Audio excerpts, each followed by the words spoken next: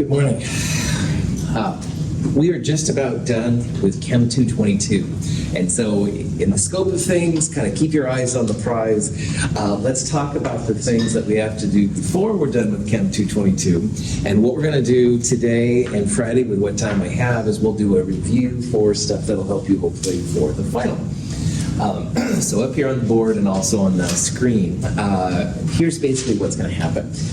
Monday morning by 8 a.m., you'll be able to print off a copy of the lab final. It's a take-home lab final. It has questions from the labs we've done so far. I'm hoping it's not a super big deal, but anyway, that's something you can knock out. And again, you can start getting it Monday by 8 a.m. and hopefully earlier. So next week, we won't have lecture, labs, anything like that. The only time I'll probably see you will be Wednesday at 8:45 a.m. in this room. And when you come Wednesday, 8:45 a.m. to AC 1303, we'll take the lecture final. The lecture final is over all the chapters we've looked at. So even though my review will be only over kinetics and nuclear chem, there is going to be stuff on Lewis structures, the gas laws, jazz like that. And again, when you come next week, Wednesday, a week from today, crazy, bring your completed take-home lab final, the Kinetics 2 lab that we did on Monday. The final exam prep worksheet is also happening. Questions, question, answer, show your work, stuff like that. The lecture final is 32 multiple choice questions over all these different pieces. They're not as in-depth as the midterm questions, but there is, of course, a lot more material. It'll be about 2 hours in length. You'll have until 10:45. We'll meet here. There's also 5 short answer questions, and I should be able to post your final grades by Thursday, fingers crossed.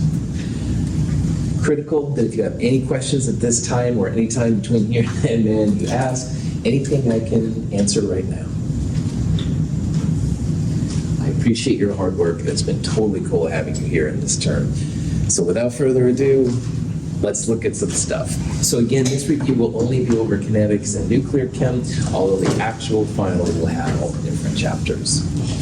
So one of the things that's kind of weird about kinetics is determining how the rate works. And so we've got a reaction up here, which is C2H4 and ozone, making 2 formaldehyde and 1/2 oxygen. And what I'd like you to do is try to figure out the rate with respect to CH2O, but relative to O2.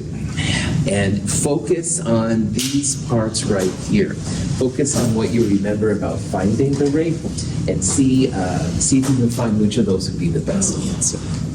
We'll talk about it here in a little bit.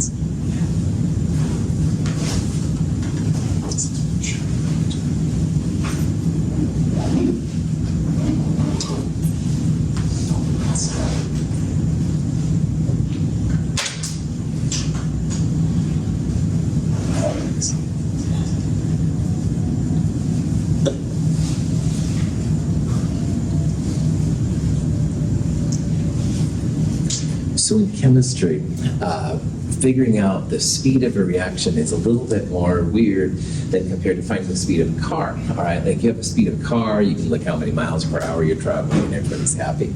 But with a chemistry reaction, the question is, you can find like moles per liter used per second or per hour or whatever. But do you think about it from the reactants or from the products? And why that's important, your reactants are constantly decreasing with time because they're being used up. And products then, as the reactants are being used up, are constantly being made with time.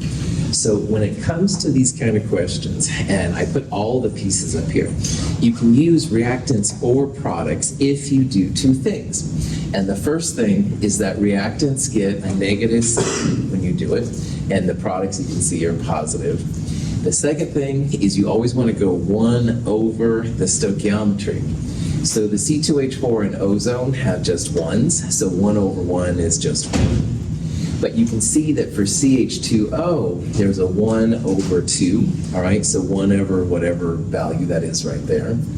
And then here we have 1 over 1/2 for the O2 versus time.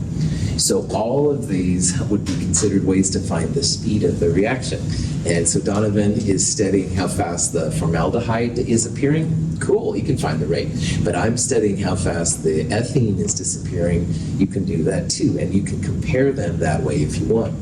So in this problem, someone's trying to compare the speed of the formaldehyde appearing to the speed of the O2. And that's why I circled these last two right here, because you can see on the left side, all of them have change of formaldehyde over time.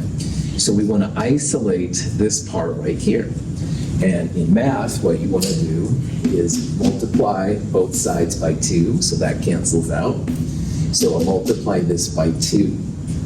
So on the left-hand side then, you'll have just the change of the formaldehyde over time. Now, what is 1 over 1/2 equal to? 2, yeah, right on. So 2 times 2, you're going to get 4 delta O2 over delta time. So what happens then, what you can find out here, is that the speed of the oxygen appearing with time, if you multiply it by 4, it's going to give you the speed of the formaldehyde appearing, all right?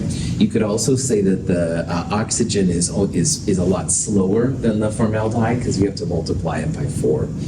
So this is the kind of thing that people think about in kinetics.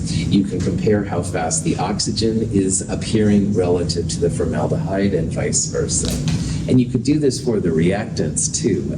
You get negative numbers at the end, but questions?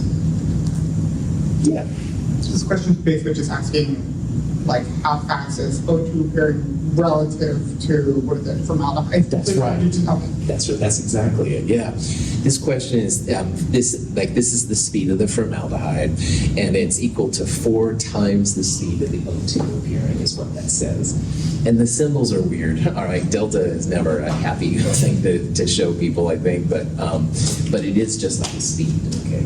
Instead of the change in miles or the change in hours for a car, this is the change of the concentration of the O2 relative to the change.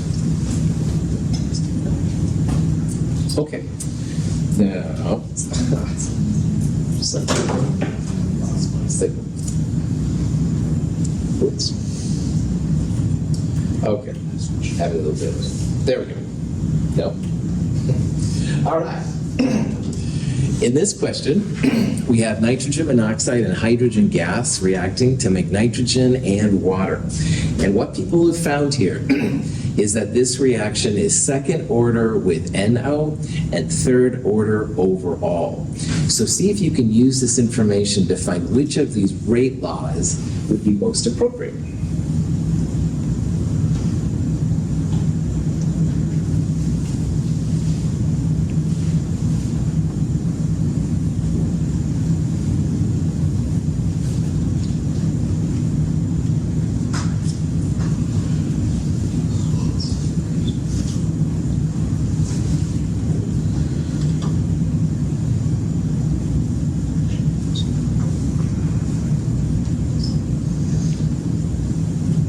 Outstanding. So rate laws are what the speed is equal to. If you want to know, like on the last example, why the formaldehyde is 4 times the speed of oxygen, you need to know what's happening with the rate law. And rate laws always have a rate constant K. You multiply them usually by the reactants, and the reactants will be to some order, which are those little superscripts. And in Chem 222 and Chem 223, you will only have zeros, ones, and twos. Now, the last one doesn't make any sense because there's no NO2 and there's no H+, so you can ignore that one. So really what I'm asking you here is, what does the overall rate order mean? And it says right here that it's second order NO, so it's going to be one of these two right here. That little 2 means second order, okay? And if it's third order overall, that means the adding up all of those little coefficients equals 3. So in this case, then, the answer would be C. Hydrogen would be a first order reactant, NO would be a second order reactant. And like we talked about on Monday, and we'll talk about today for Joseph, I just thought there, these numbers, the stoichiometries, are not necessarily equal to the orders of reaction. Sometimes they are, but a lot of times they aren't. So here we have a 2 and a 2, but there's only a 2 and a 1 right there. It has to do with the slow step of the reaction and stuff. Any questions on that? Here's another reaction, NO and H2 once again. Second order with NO, third order overall. And we're increasing the NO here by a factor of 5. So how will that affect the rate? So think about what it means then to have that order for NO, and you're multiplying the concentration by 5. Maybe it won't do anything, which would be answer B, just stays the same. Or maybe it's going to make it go bigger. See if you can figure out which of those answers would be best.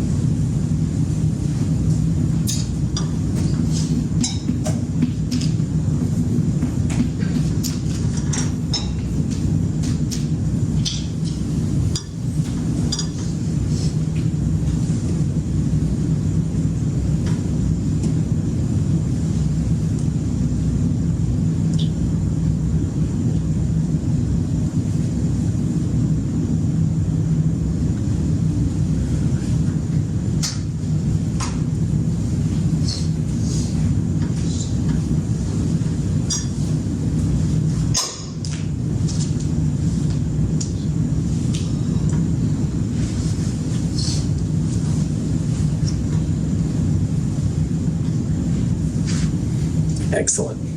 So in Chem 222 and Chem 223, the only orders you're going to see are 0, 1, and 2. So when it says a question like this, when it says it's increasing by some factor, all right, your answers will be 5 to the 0, 5 to the 1, or 5 to the second power. It's going to be one of those two, one of those three.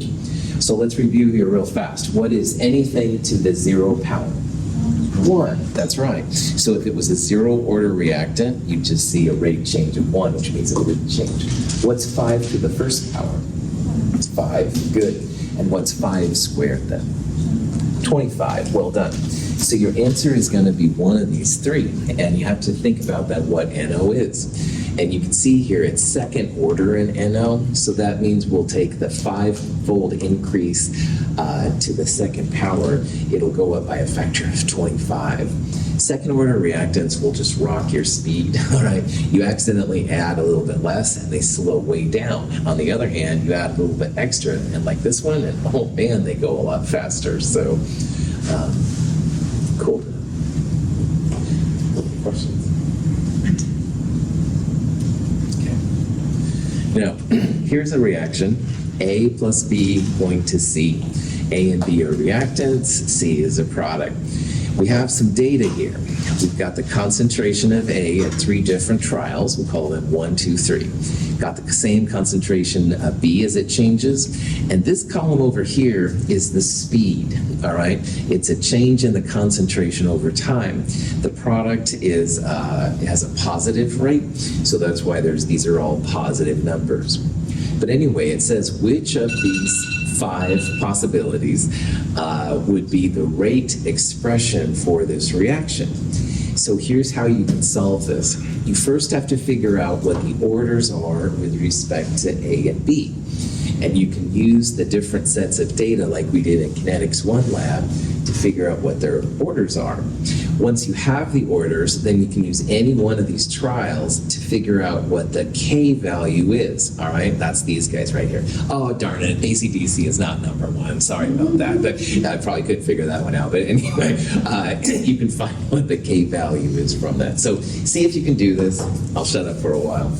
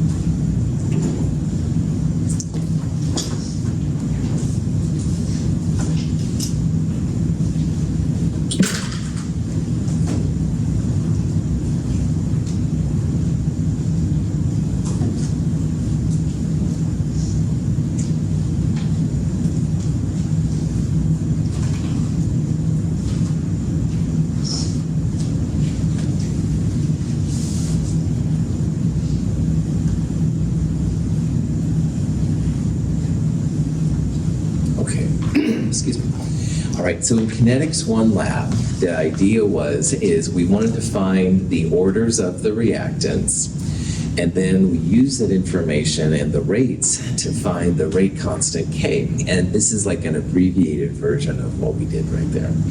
And in Kinetics 1, what you tried to do is you tried to find a set of conditions where one reactant changed and the other reactant stayed the same. So like in Kinetics 1, trial 1 versus trial 2, the iodine doubled, but the HCl and the acetone stayed the same. In this problem, The first set versus the second set, you're doubling A, but the B stays the same. And why that's important then is that any changes to the rate will have nothing to do with B, because the same amount of B should create the same amount of rate. But since we're doubling A, that's going to be seen over here. So you can think about it as you search for the order for A. If you look at the second one versus the first one, you've got 0.20 divided by 0.10 affected by the rate order for A, which I'll just call X. And that's proportional to the difference in rates, 80 over 40. So you can see it comes down to a 2 to the X equals 2. And these X's will only be 0s, 1s, and 2s. So what will be the X in this particular case? 1, that's right, yeah. So A is a first order reactant, all right? So we can go rate equals K, and A we know now is 1. Still don't know F or B. Okay, I'll just put an X right there. But this is the one way to do it. Now, if you're more of a logarithm person, absolutely, that's totally cool. You can go x log 2 equals log 2, divide them by the same side and find it, and that's totally fine. Lazy chemists of the world sometimes do this instead, but either way works totally fine. Questions getting x equals 1? Okay, so looking then for b, you want to find a place where B changes, but A stays the same, all right? So if you did this one versus this one, B changes, but wait a minute, A changes as well, all right? So any effect over here is going to be a combination of both A and B changing. So you don't want to use number 3 relative to number 2 because B is changing, it's true, but so is A, all right? So instead of using 3 to 2, let's look at 3 to 1, all right? And that way, B is still changing, it's going up by 2, but now A is the same. So the one thing that's kind of funky about this is you want to make sure you find 2 sets where only one reactant changes, all right? Don't do 3 to 2 because both A and B are changing. It'll be hard to discern what's happening with the rate. So what I would do for B is I would use number 3 and number 1. And for number 3, the B is 0.10, and the B at number 1 is 0.20. Now on the rate over here, though, the rate for the number 3 was 40, but the rate for number 1 was also 40. So here then, you have a 2 to the x, all right? And it equals 1, all right, well, that's not going to be as good. So if the 2 to the x equals 1, what's going to be the value of x here? 0. 0, nice job, yeah. Remember, these little guys can only be 0s, 1s, or 2s, that's it. So B is a 0-order reactant, and B doesn't really even show up because anything to the 0 power is just 1. You could have 500 moles per liter or 0.000001 moles per liter, and in theory, B wouldn't show up. But what is important here is that you pick one where B changes, but the other one stays the same. All right, don't pick 3 to 2. That's tempting, I totally know. But and the reason is that it's true, B changes, but so does A. So this effect over here was from A, it wasn't from B. Questions on that? Well, once you know then that B is 0 order, you can literally just take it out, and then you see that rate equals K times A to the first power. So if you look at these all here and stuff, you can see that really there's only the 1 there and stuff where there's a first power, but here's how you would solve it. You can use any set of data you want to. Let's use the first one. The rate is 40. That equals K, and when A is 0.10, that's what you get. So what you want to do then is to solve for K is you take 40 divided by 0.1 to the first power, 40 divided by 0.1, and lo and behold, it comes up to be 400. So in this reaction then, K is about 400, A is first order, B is 0 order, so it doesn't even show up. And so you'd say then that D was the best one. If you can do this kind of thing, you've got this part of kinetics down. I know it's a little weird finding where like one changes and the other one stays the same, but you can totally do it.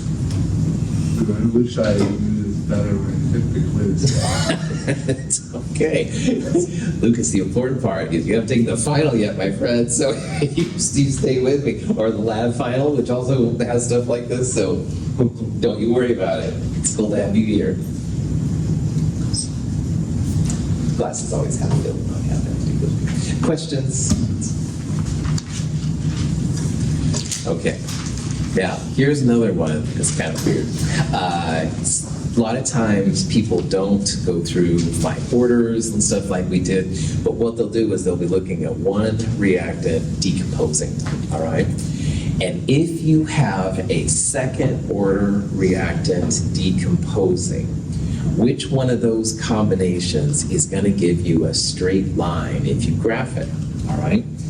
Now, there's three possibilities we talked about: concentration versus time, natural log concentration versus time, and 1 over concentration versus time.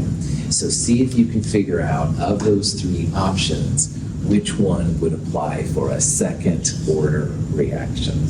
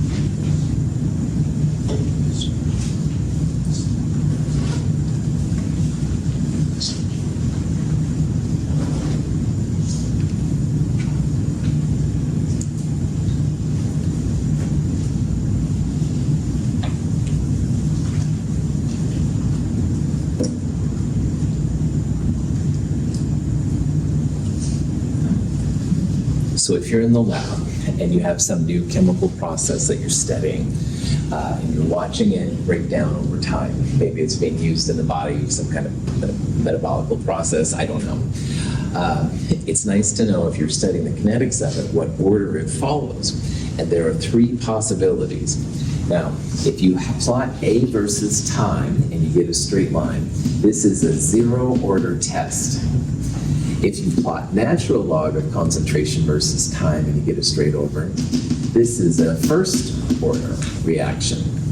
And if you plot 1 over concentration versus time, that's a second order reaction. So in this case, if you have a second order reaction, it's 1 over the concentration versus time that's going to give you the best. You say the 0 order, which is A versus time? That's right, that's right. Now, most of the time, Mother Nature gives first order reactions. So natural log of concentration versus time is real common. 0 order reactions aren't usually visible because they're just not that important. Second order, though, does pop in once in a while. So if you get some data showing some reactant decomposing with time, you should probably do all 3 tests to make sure to see what order it is.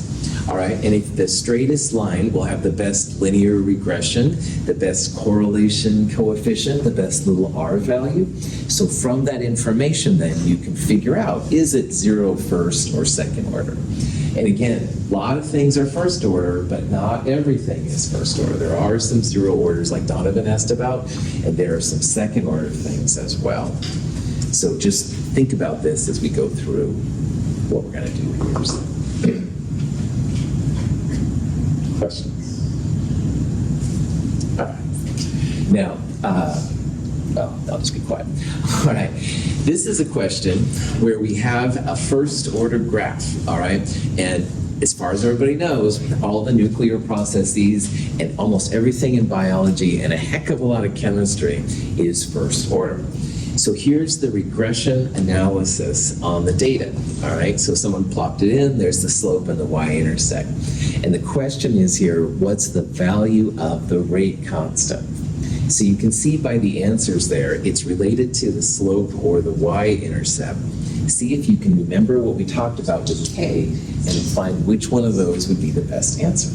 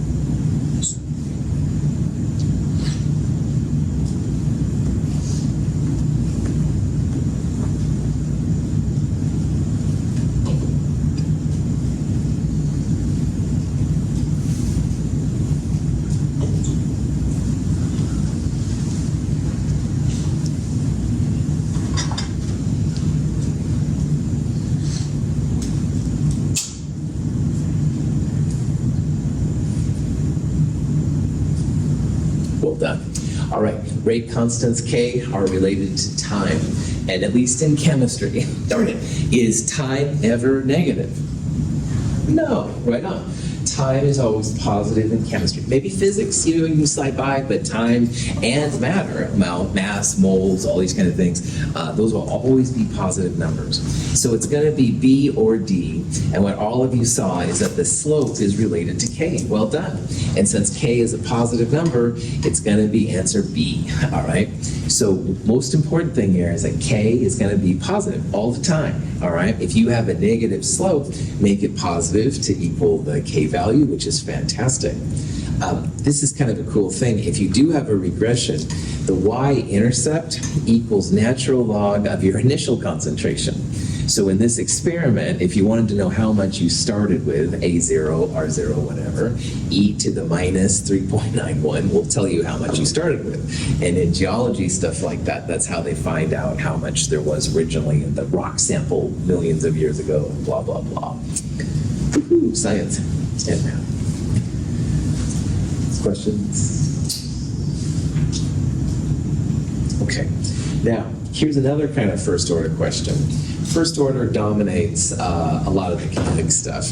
And in this one, it says that A is a first order decomposition. And there's a K value, 0.030 per minute. 0.030 means minutes, like minutes minus 1. That's what that means. It's another way to say it. So we have initially an A of 0.36 and it moles per liter, and it wants to know what A is going to be after 46 minutes. Try to use the integrated first order rate law for this question, all right? Because you've got all the pieces in here you have to solve for A after that length of time.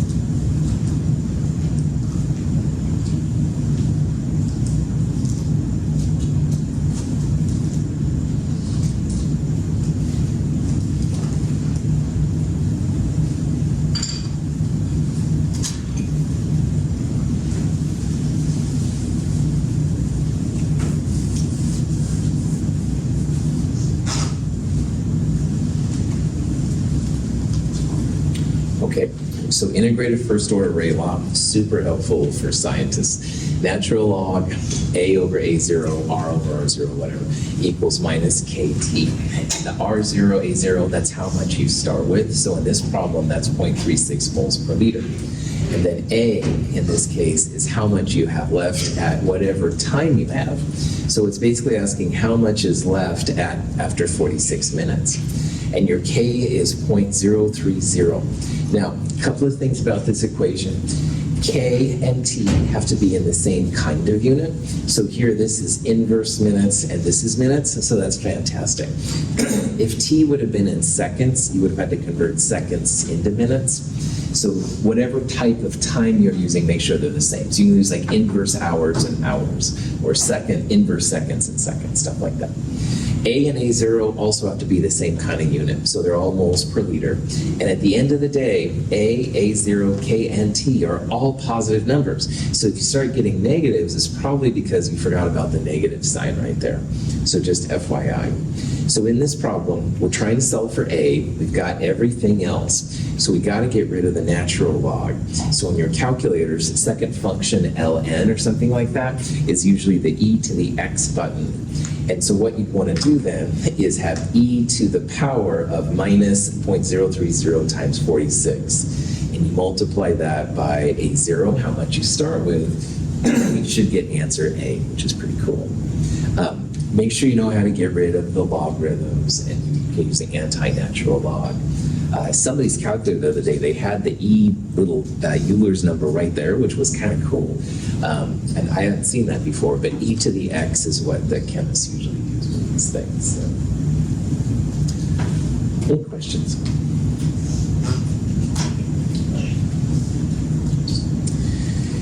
Got a gold radioactive half system here, gold 198.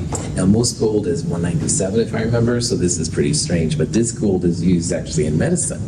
And the half-life is 2.7 days. And the question is then, if you have 5.6 milligrams of it, how many days does it take to get that down to 0.70 milligrams? So see if you can use this information to knock this problem out. And once again, you'll want to use the integrated first order rate law as well as the half-life equation. And that's T1/2 equals 0.693 divided by K. So work on that a little bit and see if you can knock this down.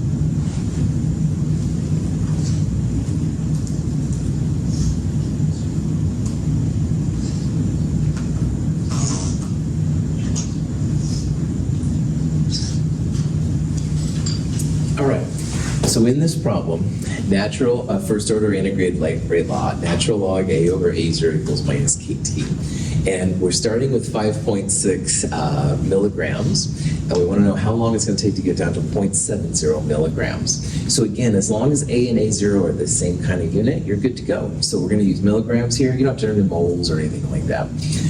We're trying to find how long it takes, which is solving for T. And we don't have K in this problem, but half-life equals 0.693 divided by K. So what you can do is you can solve for K explicitly, or you could just, for K, you could put 0.693 divided by the half-life, divided by 2.7 days. Half-life and time and K all have to be the same kind of time unit. So because the half-life is in days, if you solve for K, it would be inverse days, and then the answer will come out as a time T in days. So what this looks like, right here, natural log, we started with 5.6 milligrams. We want to know how long T it takes to get to 0.7 milligrams. That equals minus KT. We're solving for T, but K is 0.693 divided by the half-life. So when you do all of that, you should get 8.1 days. You don't really have to solve for K explicitly unless you want to, which is fine. Cool. Question? Yeah. So, besides the fact that you told us to use the first order equation, are we just assuming that it's first order? All radioactive processes that I know of are first order, yeah. And so that's a good question, Luke. So first order, as far as anybody knows, all radiation processes like this one, all right, it would also be all biological processes, at least as far as I know, and most chemistry. But yeah, if you're on the test and you see that, that would be a cool question to come down and ask me, and I'll tell you. Okay. But 99% of the time, first order is the way to go. Good. Good question. Other questions? Okay. We'll look at one more here before we have to buzz. This is a mechanism question. It is thought to that this mechanism goes in two steps. NO2 and CO will turn into NO and CO2. And if this is a valid mechanism, which one of those rate laws would apply here? So you can see there's rate equals K NO2 times CO, rate equals K times NO2, rate equals K times NO2 squared. One of those is going to be a valid mechanism, or one of those will be a valid rate law if this is a valid mechanism.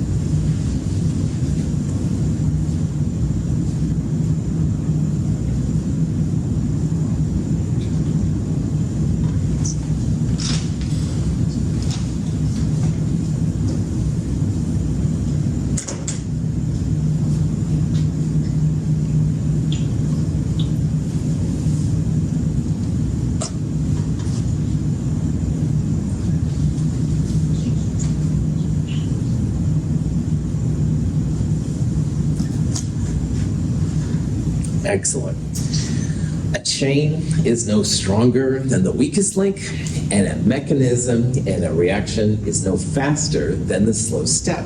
So on these kind of mechanisms, when there's a slow and the fast step, focus in on what the slow step is all about, because the slow step will determine what your rate law is all about. The rate tells you what makes a reaction go fast and slow. And in this mechanism, in the slow step, two NO2s are coming together.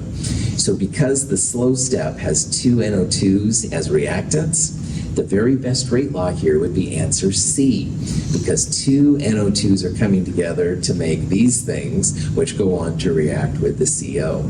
So in this case, the slow step will determine what appears in the rate law. And that's why sometimes rate laws are different than stoichiometries, because the slow step of the mechanism is slowing it down. The rate law will give you a hint as to the reactants in that slow step, and that can be kind of a cool thing. So, good job. So look at the slow step. Any questions on that? Okay, we'll do more of this on Friday. Thank you for being here. Have a great day.